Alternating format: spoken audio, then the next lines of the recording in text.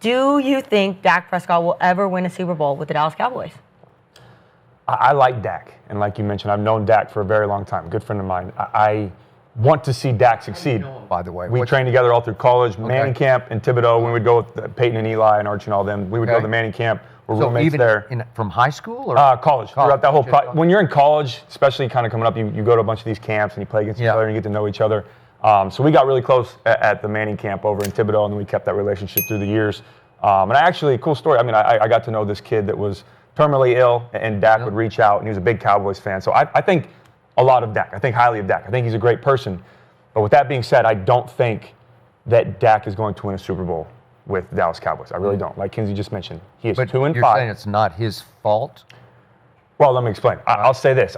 He's 2-5 right now, which is tied for the worst ever with a minimum of 5 starts record in the playoffs for a quarterback. Correct. That is a fact. Yep. Lamar 3-5, so I guess he's second worst ever. But the thing is, and I'm going to say this, I'm not going to put all of it on Dak. It's not all Dak's fault. He's played good enough in some of these games to win, 100%. But at the end of the day, that win-loss record doesn't follow a Keeb around. It doesn't follow around your wide receiver. It doesn't follow around your defense. It follows around 2 people.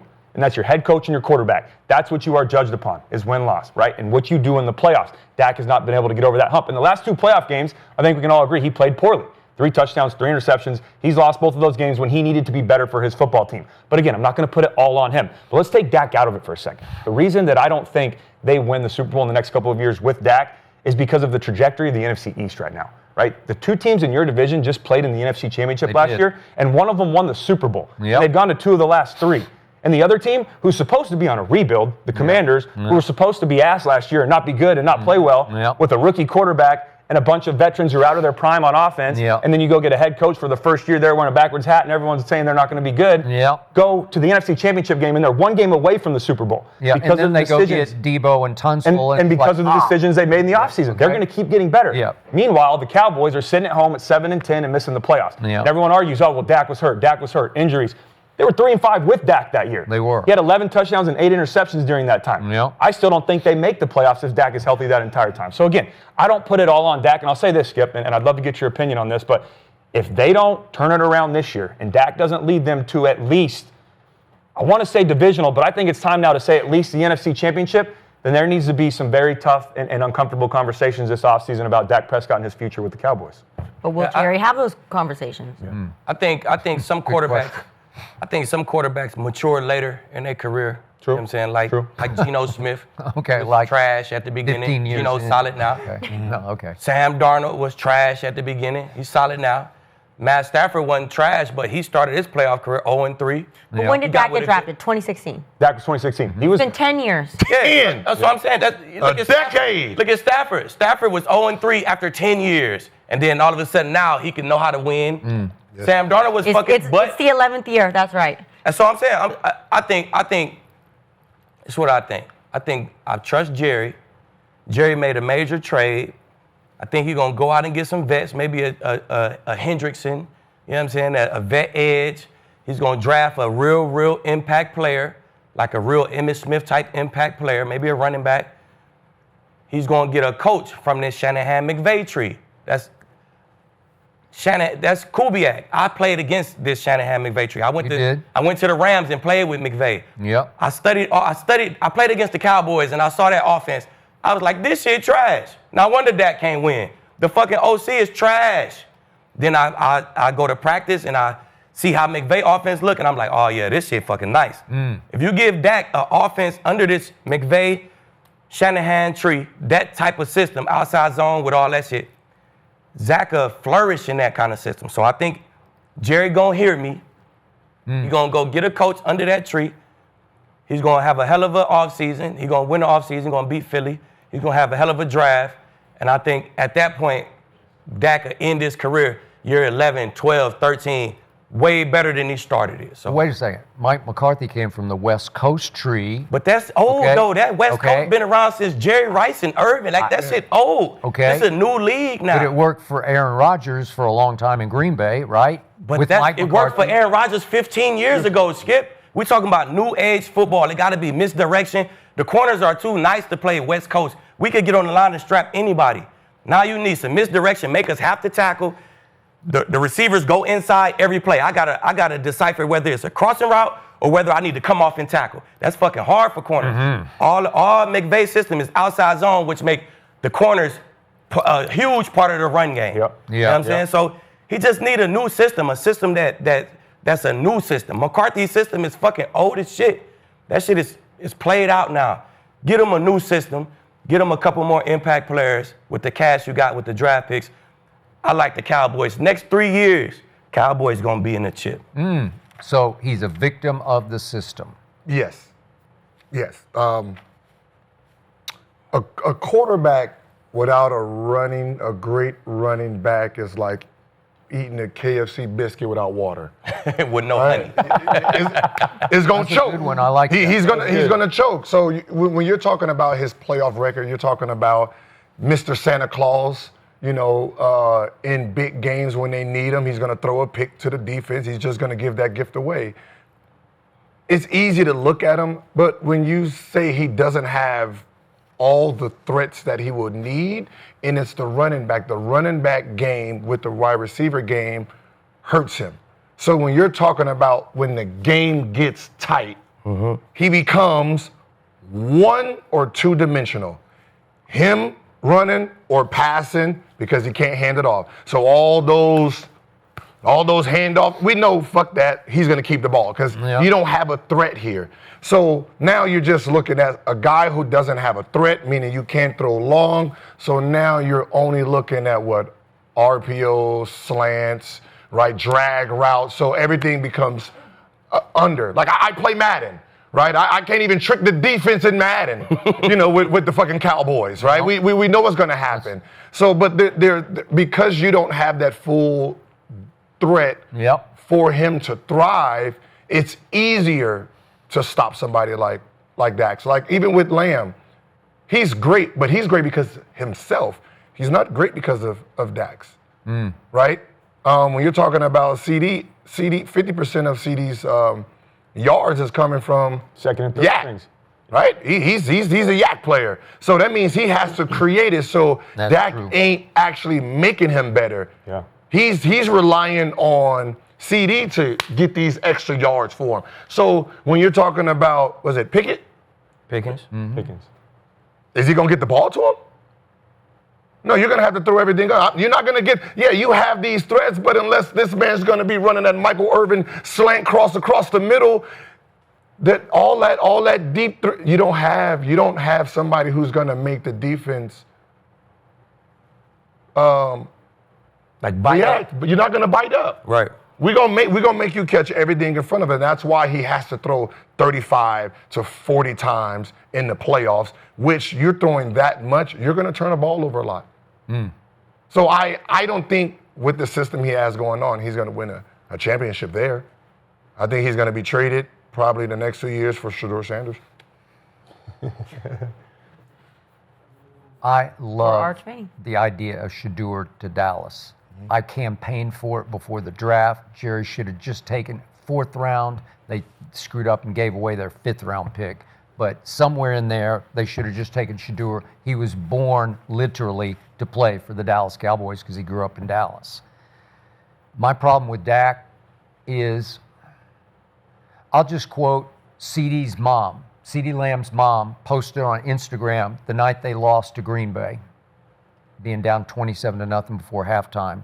She posted on IG, Dak ain't it. And I can't say it better than that. Dak ain't it.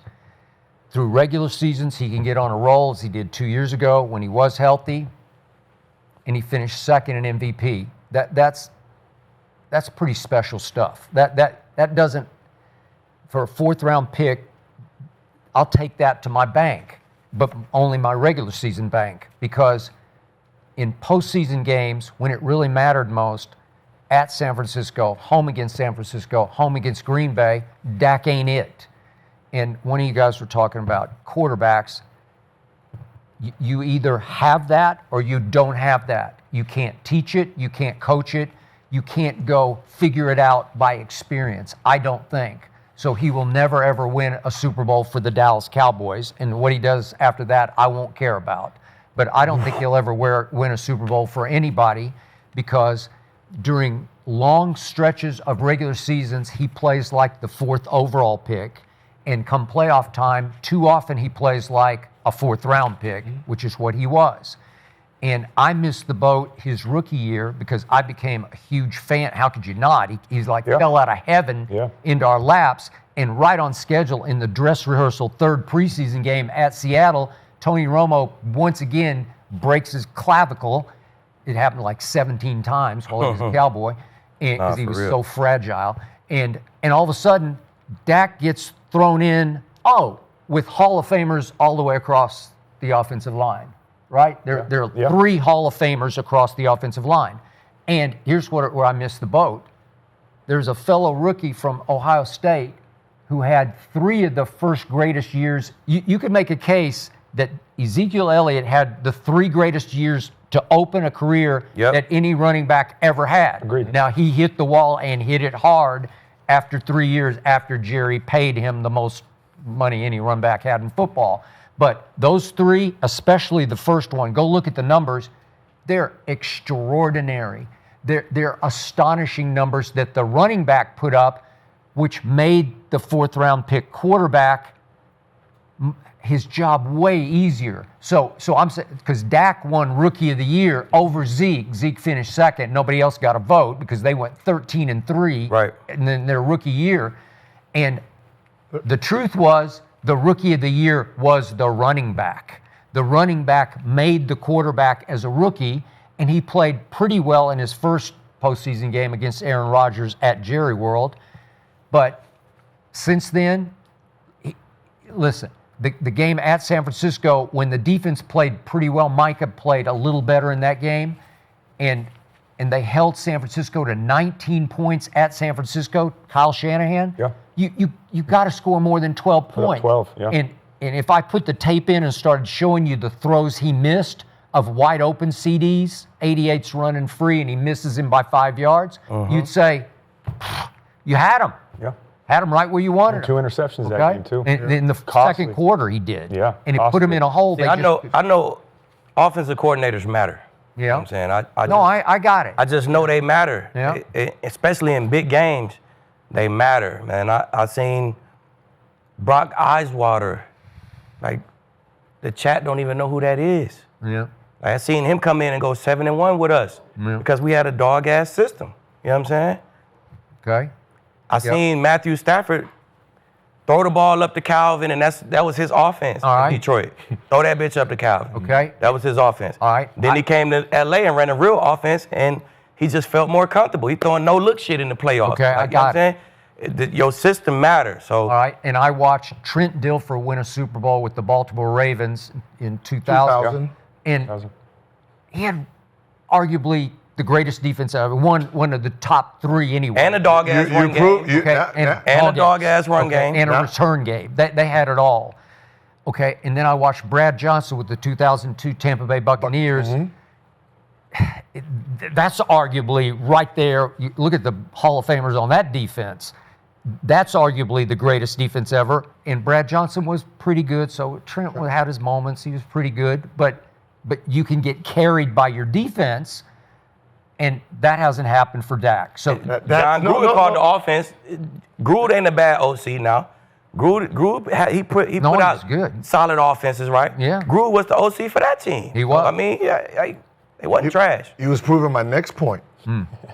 When you mentioned those 2 teams, I got him right. I got him right here. All right. He got him right there. I said how they play offense now. Yep. Without the running back and all of that, they will need to play 2,000 Ravens defense that allowed 10 points a game because y'all can't score, or you need to play 2002 Warren Sapp Bucks defense. Yep.